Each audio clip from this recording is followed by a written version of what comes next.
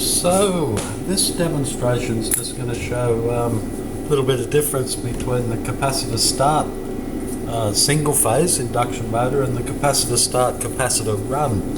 So if I just connect up the capacitor start motor, we had an active obviously coming into our main winding and the return straight across the supply, basically in parallel with the supply there. So then we'd come out of that through our centrifugal starting switch,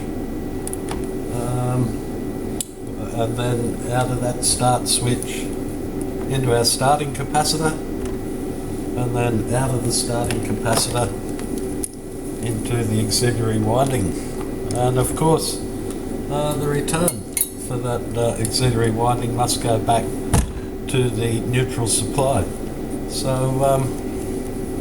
I've got this little eddy current load set up with the motor there, which is higher than the breakdown torque of the conditions for the capacitor start motor. So you'll see when I start it, there's a couple of ammeters just over the back here, that an analog and a digital, just to show you what the starting currents are doing.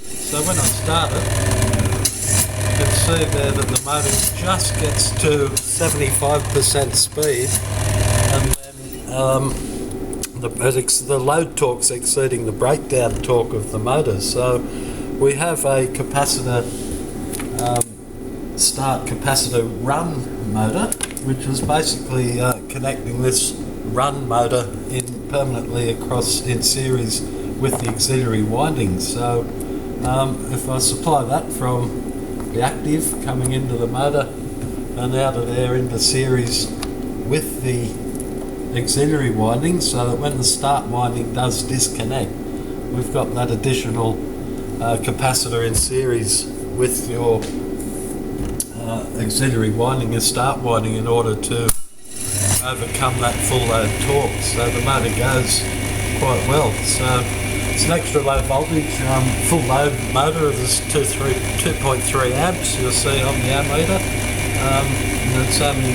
extra low voltage, as I say. So if I disconnected that run winding, you can see the motor's now not producing enough torque to overcome the load that it's trying to drive. So these are basically where you've got high starting torques are required, and best results will be retained for large values of capacitance in your capacitor start capacitor run motor. Okay, so the big advantages of that is you get that increased breakdown torque and reduced operating noise, and the motor also becomes more efficient, used in air conditioning units and floor polishers.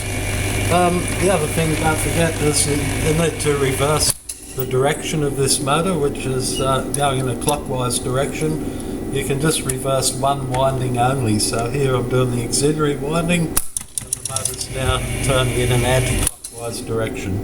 Okay, so one winding only, not both. So if we reverse main winding, swap those two around, and it should go back into a clockwise rotation as demonstrated.